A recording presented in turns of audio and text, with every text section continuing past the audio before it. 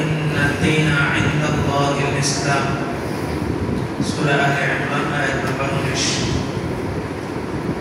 আগের আয়াতটা খুব দামি আয়াত ছিল, খুবই গুরুত্বপূর্ণ একটা আয়াত। এবং 5 ওয়াক্ত নামাজের পরে একটা আমল আছে, যে ব্যক্তি আমলটা করবে আল্লাহ তাআলা তাকে 5টা পুরস্কার দিবেন। এই আমলকারী মৃত্যুর সাথে সাথে জান্নাতে ঢুকবে, জান্নাতে প্রবেশ করবে। এই আমলটা যে করবে সে এক নামাজ থেকে আরেক নামাজ পর্যন্ত সমস্ত বিপদ আপদ থেকে আল্লাহ তাআলা হেফাজত করবেন। এই আমলটা যে করবে তার 70টা মর্যাদা জান্নাতে বুলন্দ হবে। এই আমলটা যে করবে আল্লাহ তাআলা তার শত্রুর উপরে তাকে বিজয় দান করবেন, শত্রু যতই শক্তিশালী হোক। 5টা পুরস্কার। সাইদ আহমদ পালনপুরি রহমাতুল্লাহ আলাইহি উর্দুতে একটা কিতাব আছে, বিখরে হয়ে মতি, এটা বাংলা করা হয়েছে মুক্তার চেয়ে দামি, 3 খণ্ডের একটা কিতাব। খুবই দারুণ কিছু কথা, দারুণ কিছু আমল এটার মধ্যে আসছে। মুক্তার চেয়ে দামি, ফেনীতে নাই, ঢাকাতে আছে মনে হয় কিতাবটা। ওই কিতাবের মধ্যে এই আমলটা উনি আনছেন, এক হাদিসটা। আমলটা কি? যে ব্যক্তি 5 ওয়াক্ত নামাজের পরে সূরা ফাতিহা, আয়াতুল কুরসি, এই যে আয়াতটা, শাহিদাল্লাহু আন্নাহু লা ইলাহা ইল্লা হু ওয়াল মালাইকাতু ওয়া উলুল ইলমি কাইমান বিল কিসত লা ইলাহা ইল্লা হুয়াল আজিজুল হাকীম, এখানে এক আয়াত, পরের পৃষ্ঠায় 2 আয়াত, প্রসিদ্ধ 2 আয়াত, কুলিল্লাহুম্মা মালিকাল মুলকি তুতিল মুলকা মান তাশা, এখানে 2 আয়াত। এই 4 জায়গা থেকে যে তেলাওয়াত করবে আল্লাহ তাআলা তাকে এই 5টা পুরস্কার দিবেন। আমাদের সবচেয়ে বড় শত্রুকে শয়তান। তো শয়তান যত বড়ই শক্তিশালী হোক, এই আমলটা যে করবে আল্লাহ তাআলা তাকে শত্রুর উপরে বিজয় দান করবে। অথবা মানুষ রূপী শয়তান হতে পারে। আমাদের সমাজে তো অনেক ধরনের শত্রু থাকে, দ্বীনের শত্রু, আমার পারিবারিক শত্রু, বিভিন্ন ধরনের শত্রুতামি থাকে। আল্লাহ তাআলা শত্রু দ্বারা কোনো ক্ষতি তার হতে দিবে না। যত বড় শত্রু, যত শক্তিশালী হোক শত্রু, আল্লাহ তাআলা তাকে হেফাজত করবে। এটা একদম এই যুগে চলমান পরিস্থিতিতে একদম আবশ্যক ব্যাপার। মানে নামাজের সালাম ফিরাইছেন, অটোমেটিকলি 3 বার ইস্তেগফার, একবার আল্লাহুম্মা আনতাস সালাম ওয়া মিনকাস সালাম তাবারাকতা ইয়া যাল জালালি ওয়াল ইকরাম, এরপরে এই আমলটা। অত কঠিন কিছু না। আর আয়াতুল কুরসিতে এমনি ফজিলত আছে, আয়াতুল কুরসি পড়লে আল্লাহ তাআলা জান্নাত দিয়ে দেবে, বিনা হিসাবে জান্নাত, মৃত্যুর সাথে সাথে জান্নাত। এই জন্য এই আয়াতটা একটু শিখে নেব। সূরা আলে ইমরানের 18 নম্বর আয়াত, এই 2 লাইন মাত্র। 19 নম্বর আয়াতে আল্লাহ বলেন, ইন্না দীনা ইনদাল্লাহিল ইসলাম, আল্লাহ তাআলার কাছে মনোনীত ধর্ম এবং মকবুল ধর্ম সেটা একমাত্র ইসলাম। একমাত্র ধর্ম ইসলাম। আর যদি বলি আল্লাহ তাআলার কাছে ধর্ম হিসাবে ইসলামটা পছন্দনীয়, তাহলে এটার অর্থ দাঁড়ায় যে আরো অনেকগুলো ধর্ম আছে। আসলে কি অন্য কোনো ধর্ম আছে? অন্য কোনো ধর্ম না, ওগুলা মানুষ বিকৃতি করে এমন অবস্থা করছে, ওটা ধর্মের জায়গায় নেই। এই কারণে এখন সমস্ত ধর্মের মানুষ বুঝা লাগছে ইসলামটাকে শেষ করে দেয়। আমরা তো শেষ। ইহুদিরা চিন্তা করতেছে আমাদের কিতাব নাই, আমাদের কিতাব বিকৃতি হয়ে গেছে। খ্রিস্টানরাও চিন্তা করতেছে আমাদের কিতাব কি হয়ে গেছে, বিকৃতি হয়ে গেছে। আমাদের ধর্মের উপরে কোনো মানুষ অটল অবিচল নাই। তো এখন আছে শুধু কোন ধর্ম? ইসলাম ধর্ম।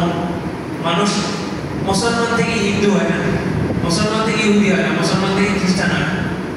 কোনো বদনসিব যদি হয় তার ব্যাপারে বিধান হলো সে হচ্ছে মুরতাদ, মুরতাদের বিধান হলো হত্যা। কিন্তু অসংখ্য অগণিত ঘটনা প্রতিনিয়ত ঘটতেছে, বিভিন্ন ধর্ম থেকে মুসলমান হয়ে যেতেছে। এখন এটাকে তার আটকাতে পারতেছে? তো এই কারণে ইসলামটাকে শেষ করে দেওয়ার জন্য এই সমস্ত ধর্মরা এক হয়ে গেছে, যেটা রাসূল বলছেন আল কুফারু মিল্লাতুন ওয়াহিদা, সমস্ত কাফের এক। কোথায় এক? এই ইসলাম ধর্মকে শেষ করার ক্ষেত্রে এক। আপনি ইহুদি খ্রিস্টানকে দেখতে পারেন না, খ্রিস্টান ইহুদিকে দেখতে পারেন না, একদল আরেকদলকে দেখতে পারে না। কিন্তু তারা যখন ইসলামের বিপক্ষে থাকে তখন সবাই কি হয়ে যায়? এক হয়ে যায়। আর এই যে ইন্না দীনা ইনদাল্লাহিল ইসলাম, ইসলামের ডেফিনিশনটা কি? ইসলামটা কি? ইসলাম কি বোঝায়, অথবা দ্বীন বলতে কি বোঝায়, দ্বীন দ্বারা কি বুঝি আমরা যে বলি না দ্বীনদারি। এই একটা নারীকে বিবাহ করতে হলে চারটা জিনিস দেখতে হয়, ওয়ালি জামালিহা ওয়ালি মালিহা ওয়ালি হাসাবিহা ওয়ালি দীনিহা ফাসফার বিযাতিদ দ্বীন। রাসূল বলছেন কোন নারীকে বিবাহ করতে হলে প্রথম নাম্বার তার সৌন্দর্য দেখো। সুন্দর দেখে বিয়ে করতে ইসলামও বলছে। কত সুন্দর একটা ধর্ম। আমরা তো এখন বিভিন্ন অনৈতিক কাজগুলোতে জড়িত, অথচ ইসলাম কত সুন্দর একটা বিধান দিয়েছে। প্রথম শর্তই হলো নারী কি দিতে হবে? সুন্দর হইতে হবে। কেন? ব্যাখ্যার মধ্যে মুহাদ্দিসিনে কেরাম বলেছেন যে তোমার বিবি যদি সুন্দর না হয় তো তুমি বিবাহের পরে সুন্দর নারীর দিকে তোমার নজর যাবে। এবার সুন্দর এক একজনের দৃষ্টিতে এক এক রকম। আফ্রিকার যে যত কালো সে তত সুন্দর, আমাদের দেশে যে যত সাদা সে তত। এক এক দেশের কালচার এক এক রকম, এক এক মানুষের রুচি এক এক রকম। দ্বিতীয় নম্বর ওয়ালি মালিহা, সম্পদ দেখো। সম্পদও দেখতে বলছি, কারণ দারিদ্রতা, আল্লাহ রাসূল বলেন দারিদ্রতা কখনো কখনো মানুষকে কুফরির দিকে নিয়ে যায়। অভাবে স্বভাব নষ্ট হয়, বাংলা একটা কথা আছে। এই জন্য আল্লাহ রাসূল বলছে মালও দেখো, ওয়ালি হাসাবিহা, বংশ দেখো। 4 নম্বর গুরুত্বপূর্ণ ওয়ালি দীনিহা, তার দীনদারি দেখো। দীনদারি ফিরোজ শাহ এখানে যে বয়ান করেন আহমদুল্লাহ সাহেবের আগে দিয়ে, উনি বলেন ওনার কাছে এক মুসল্লি আসছে, এসে বলতেছে হুজুর আমার স্ত্রী নামাজ পড়ে, রোজা রাখে, সমস্ত ইবাদত করে, কিন্তু তার মধ্যে দীনদারি নেই। নামাজ পড়ে, সমস্ত ইবাদত করে, মাস নামাজের মেনে চলে, পর্দা মেনটেন করে, সব কিছু করে, কি নাই? দীনদারি নেই। দীনদারি নেই মানে আমরা দিন মানে বুঝছি নামাজ, দিন মানে বুঝছি পর্দা করো, দিন মানে বুঝছি দিন। এটা পূর্ণাঙ্গ কমপ্লিট ইসলাম, পুরো ইসলামটাকে দিন বলে। তো বলে যে কেন নাই? তো বলতেছে যে আমার মেয়েকে আমি মাদ্রাসায় পড়াতে চাইতেছি না, আমার স্ত্রী চাইতেছে কোথায়? স্কুলে দেওয়ার জন্য। একজন সাধারণ মানুষের ভিতরে, মেজাজের ভিতরে দিন বিষয়টা স্পষ্ট হয়ে গেছে। আমাদের বহু হুজুরের কাছেও এটা স্পষ্ট যে আমার বিবি সমস্ত আমল করে, সব মাসালা মানে, পর্দা মেনটেন করে চলে, কিন্তু আমার সন্তানের ক্ষেত্রে তার দীনদারি নেই।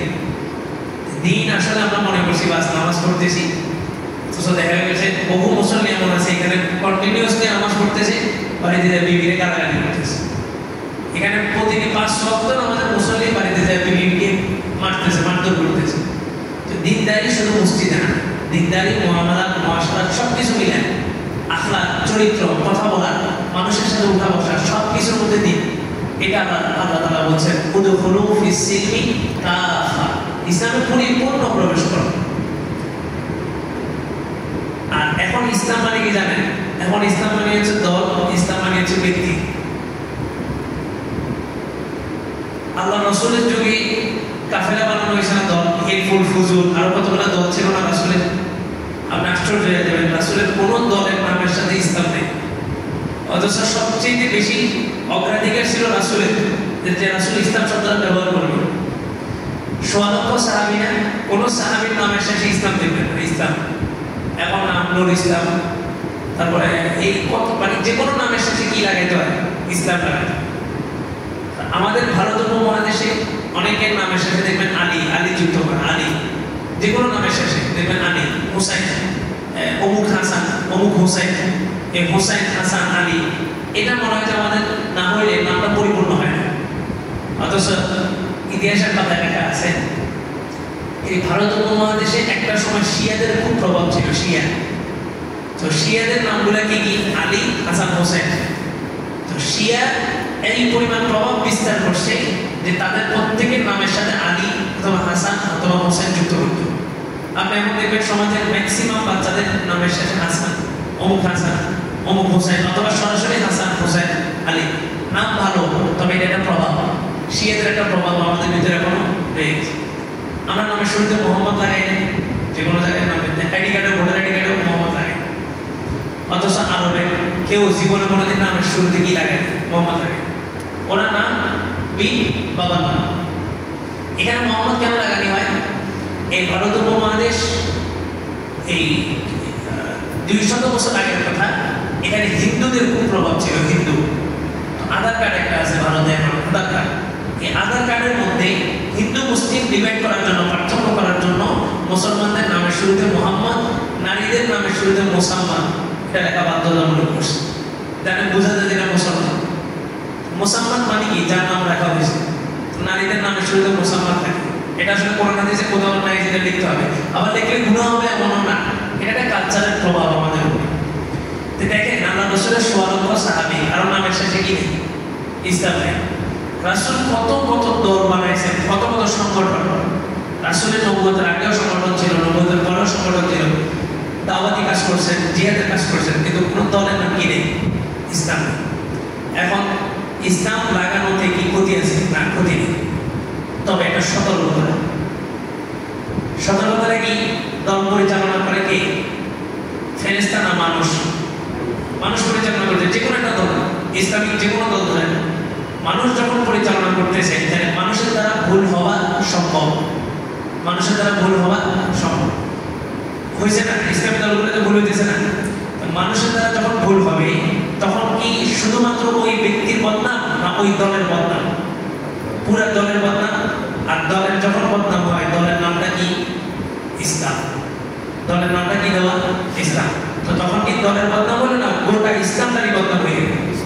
ইসলাম এখন ইসলাম শব্দটা হচ্ছে সবচেয়ে অবহেলিত এবং একটা আমাদের দেশেটা কথা বলে সরকারি। এই ইসলাম শব্দটা হচ্ছে সরকারি। যে কোনো দলের সাথে যে কেউ ফিট করতেছে কারণ পরামর্শ নেওয়া দরকার হয় যে হুজুর আমি একটা দল দিব, বা আমার ছেলের নাম রাখবো, বা আমার একটা দোকান আছে দোকানের নাম রাখবো ইসলাম, পরামর্শ নেওয়া দরকার হয় না, এটা সরকারি। যে কেউ যে কোনো দল বাস ইসলাম লাগাই দিছে তাই বলে কি হক হয়ে গেছে? মদের বোতলের উপরে যদি আপনি হালাল লেখা দেন মদ কি হালাল হয়ে যাবে? ইসলাম নাম লাগাইলেই ইসলাম হয়ে গেছে? ইসলাম নাম দিলেই ইসলাম হয়ে যাবে না। আল্লাহ বলছেন উদখুলু ফিস সিলমি কাফ, এজন্য বুঝাইলাম দ্বীন এক জিনিস আর আমরা যেটাকে ইসলাম বলতেছি আরেকটা জিনিস। দ্বীন মানে কমপ্লিট আপনার জীবন ব্যবস্থা, পরিপূর্ণ আপনার চলাফেরা, দোকান ঘাট, উঠা বসা, বাসা, মসজিদ সব কিছু মিলে আপনার দ্বীন। আপনার মসজিদে এসে দ্বীন কায়েম করছেন, বাসায় যা বউ ফিরেছেন, এটা দ্বীন না। এই জন্য আল্লাহ বলছেন ইন্না দ্বীন মানে দ্বীন মানে কি? পুরো একটা মানব জাতির জীবন ব্যবস্থা, মৃত্যু জন্ম থেকে মৃত্যু পর্যন্ত সমস্ত কমপ্লিট জীবন ব্যবস্থাটাকে একটা দ্বীন বলে। এটা হচ্ছে দ্বীন। আল্লাহ তাআলা বলেন যদি তুমি কমপ্লিট জীবন ব্যবস্থা, শান্তি সুখময় একটা জীবন ব্যবস্থা চাও তাহলে তুমি আমার ইসলামটাকে নাও।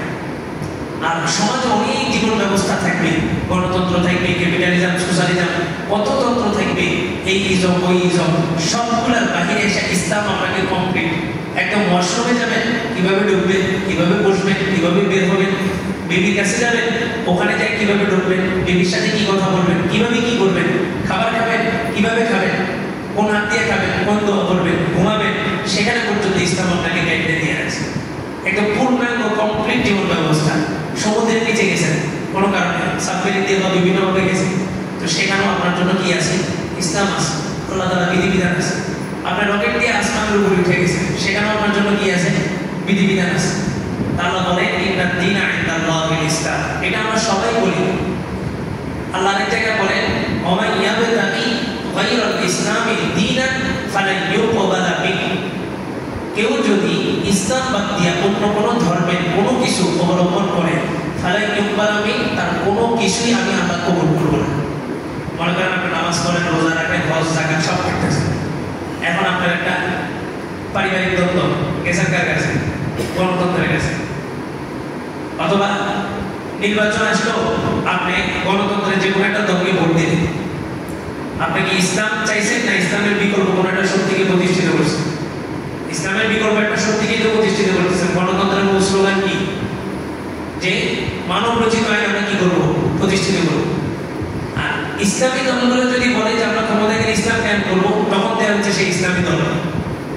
নাম দিলে ইসলামী দল না, তার আগে স্বীকৃতি দিতে হবে যে আমি মসনদে গেলে, ক্ষমতায় যদি যাই, তো আমি একমাত্র ক্ষমতা কায়েম করবো, ইসলাম কায়েম করবো। তখন যায় তাকে বলা হবে যে এটা ইসলামী দল, এটা ইসলামী ব্যানার, এটাতে ভোট দিতে হবে। তারপরে এটা বাদ দিয়ে যখন গণতন্ত্রে ভোট দিলেন, তাহলে আপনি ওমাইয়াবতাগি গায়রাল ইসলাম, আপনি ইসলামকে বাদ দিয়ে কোন একটা জিনিস সন্ধান তালাশ করলেন। ক্ষতি কি? আল্লাহ বলেন ফালান ইউকবালা মিনহু, তার নামাজ, রোজা, হজ, যাকাত আমি কোনো কিছুই কবুল করবো না। এবং তুমি যত বড় আল্লাহ, মনে করেন বাংলাদেশের একদম সবচেয়ে সবচেয়ে বড় হুজুর যিনি, উনিও যে গণতন্ত্রের কোনো একটা দলের পক্ষে দাঁড়ায়। তো উনি বড় হুজুর আমাদের কাছে হইতে পারে, কিন্তু আল্লাহর দরবারে হবে না। ইসলাম হচ্ছে কমপ্লিট জীবন ব্যবস্থা। আপনি ইসলামের ও নামাজ ভালো পড়ি, সবকিছু রাখি, ওই দাড়িটা পছন্দ হয় না, কেমন কেমন দাড়ি লাগে, এটা কেটে ফেলে, এটা রাখলেন না, তাহলে আপনি কমপ্লিট ইসলাম নিলেন কিছু মানে কিছু ছাড়ে, এটার নাম ইসলাম। ইসলাম হচ্ছে কমপ্লিট, পরিপূর্ণ। নিলে ইসলামের একটা প্যাকেজ, আপনি নিলে পুরোটা নিতে হবে, আর না নিলে নেই। কিছুদিন আগে দেখেন এক মানুষ আন্দোলন উঠেছে, কেসাস চাই, কেসাস। এই লোকটাই কেসাস চায়, কিন্তু সংসদে ইসলাম চায় না। ইসলামকে আপনার পাইকারি দোকান, খুচরা দোকান, যে আপনার মন চাইলে একটা প্রোডাক্ট নিলেন, বাকিগুলো বাদ দিলেন। ইসলামকে এত সস্তা, ইসলামকে আপনি যদি নেন পুরোটা নিতে হবে।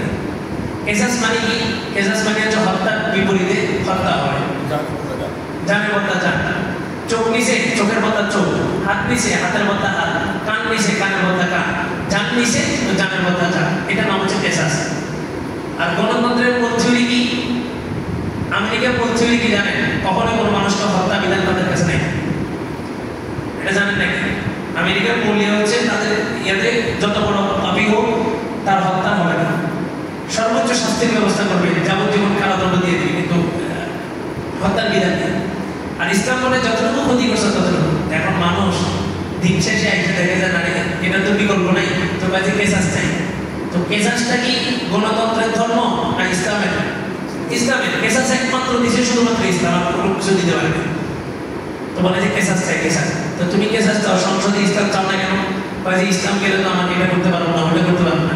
সংসদে ইসলাম প্রতিষ্ঠিত হোক, এটা থেকে ভয় পায় কে? চোর।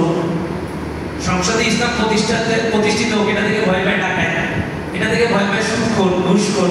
কারণ সে জানে ইসলামই একমাত্র ধর্ম, যেই ধর্ম সমস্ত অসঙ্গতিগুলো কিন্তু করতে পারে।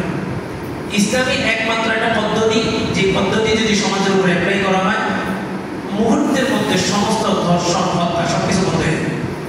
তো যে হত্যাকারী সে চায় না ইসলাম প্রতিষ্ঠিত হোক, যে চোর সে চায় না ইসলাম প্রতিষ্ঠিত হোক। আল্লাহ তো কেসাস চায়, কিন্তু কি চায় না? ইসলাম চায় না। যেখানে ভালো লাগে ওই নারী পুরুষের সমান অধিকার, তো নারী ওখানে এসে ইসলাম মানে, আর ভাই ওখানে এসে কি করে? ওই ইসলামের ফেসালে মানে, অথচ সাথে নামাজও করে না, রোজা থাকে না, কিছুই করে না। ওই যে সম্পত্তি বন্টনের সময় আসছে, ভাই কি পাবে? ডাবল, ভাই ডাবল পাবে ইসলামের বিধানে। আর রাষ্ট্রীয় বিধানে ভাই বোন কি সমান।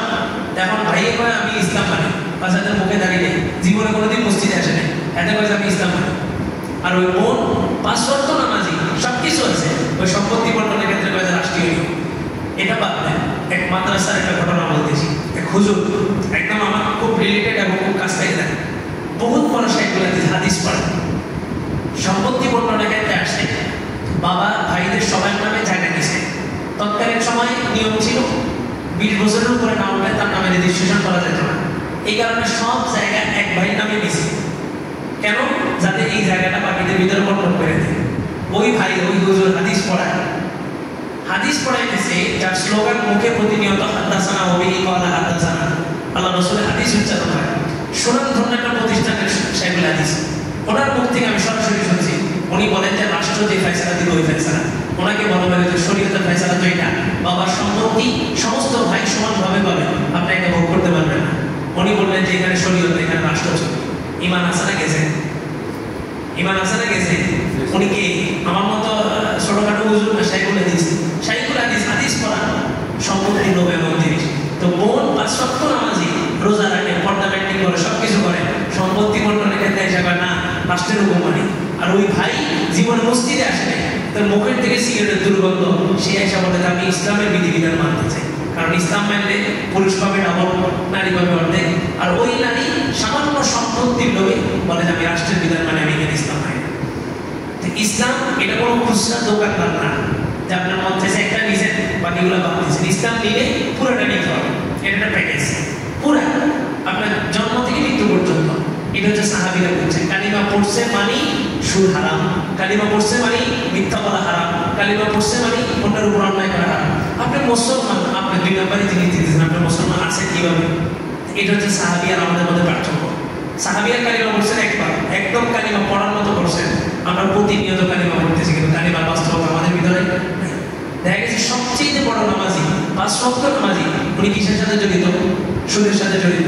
5 ওয়াক্ত নামাজি, বড় ব্যবসায়ী, কিন্তু উনি ওনার বক্তব্য সত্য কথা বইলা ব্যবসা করা যায় না। আমার নিজের শোনা কথা, যে ব্যবসার পলিসি এটা, বিক্রি করবেন, বলবেন যে ভাই এই পণ্যটার দাম 50 লাখ টাকা, নিবা? নিলে থাকো, না যাও, নিলে সন্তান চলে যাবে। আপনি কি বললেন? ভাই আমার কিনেই 50 লাখ টাকা, কোনো লাভ নাই, আপনারা দিন। এই যে মিথ্যা কথা বলবেন, এটা জায়েজ আছে না? না জায়েজ হয়ে গেছে, না জায়েজ হয়ে গেছে। পণ্যের দাম বলার তো দরকার নেই। আর পণ্যের দাম বললে কেউ কি সত্য কথা বলে? বলে যে আমি 50 টাকা দিয়ে কিনছি, আপনার কাছে 52 টাকা বিক্রি করছি, 2 টাকা। আসলে মিথ্যা কথা, উনি কিনছে 30 টাকা দিয়ে। এটা বলারও দরকার নেই। আপনি বলেন ভাই 52 টাকা হইলে আমি এটা বিক্রি করবো, তোমার নেওয়ার হইলে নাও, না নিলে চলে যাও। ব্যবসায়ী আর তাজির সাদুক মান নবী মসজিদ থেকে ব্যবসায়ী কার সাথে হাসর হবে? নবীদের সাথে। তো ব্যবসা করা এত সহজ, এত সহজ কাজ, আপনি নবীদের সাথে হাসর হবে, এর কঠিন কাজ। এখানে এসে মানুষ টাকার লোভে মিথ্যা কথা বলে ফেলে। এই জন্যই তো রাসূল বলছে, যদি সত্যবাদী ব্যবসায়ী হও তো তোমার হাসর হবে আমার সাথে। আল্লাহ তাআলা আমাদেরকে কথাগুলো বুঝার, আমল করার তৌফিক দান করুন, এবং নিজের জীবনে চলাচলের প্রতিটা ধাপে, প্রতিটা কদমে বাস ইসলাম, ইসলাম কি বলছে, ইসলাম কি বলছে, এটার ভিতরেই চলার তৌফিক দান করুন। আলহামদুলিল্লাহি রাব্বিল আলামিন। রব্বানা যালামনা আনফুসানা ওয়া ইন লাম তাগফির লানা ওয়া তারহামনা লানাকুনান্না মিনাল খাসিরিন। আয় আল্লাহ, মেহেরবানি করে আমাদের জীবনের সব গুনাহগুলোকে মাফ করে দেন। আয় আল্লাহ, মসজিদটাকে আপনি কবুল করেন, মুসল্লিদেরকে আপনি কবুল করেন। আয় আল্লাহ, মসজিদের যাবতীয় জরুরতগুলোকে আপনি দায়িত্ব খাজানা থেকে পূরণ করেন। আয় আল্লাহ, এই মসজিদটাকে আপনি কবুল করেন। আয় আল্লাহ, আপনার দ্বীন, আপনার ধর্ম, মনোনীত ধর্ম ইসলামকে আমাদের জীবন ব্যবস্থা হিসাবে গঠন করার, গ্রহণ করার তৌফিক দান করেন। আয় আল্লাহ, প্রতিটা কদমে যেন ইসলামকে অনুসরণ করতে পারে সেই তৌফিক দান করেন। আয় আল্লাহ, মেহেরবানি করে আমাদের দোয়া করেন, বলুন, মঞ্জুর করেন। ওয়া সাল্লাল্লাহু তাআলা